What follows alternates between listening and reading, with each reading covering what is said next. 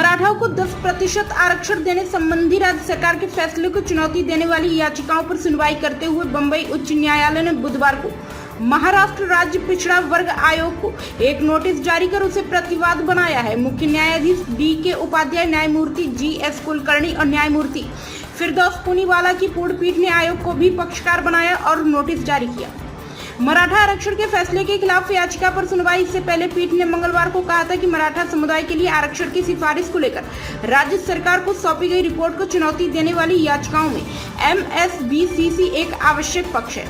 पीठ ने पिछले सप्ताह महाराष्ट्र राज्य सामाजिक और शैक्षिक रूप से पिछड़ा वर्ग आरक्षण अधिनियम 2024 की संवैधानिक वैधता को चुनौती देने वाली याचिकाओं पर सुनवाई शुरू की थी। इस अधिनियम के तहत सरकारी नौकरियों और शिक्षा में मराठा समुदाय को 10% आरक्षण दिया गया था। कुछ याचिकाओं में न्यायमूर्ति सुनील सुक्रे सेवानिवृत्त की अध्यक्षता में MSBCC की स्थापना, इसकी कार्य प्रणाली और मराठाओं के लिए आरक्षण की सिफारिश करने वाली रिपोर्ट को भी चुनौती दी गई है। याचिकाकर्ताओं में से एक भाऊ साहेब पवार ने सोमवार को एक अर्जी दाखिल कर आयोग को याचिका में पक्ष बनाने का अनुरोध किया था। पीठ ने मामले की अगली सुनवाई की तिथि 10 जुलाई तय की।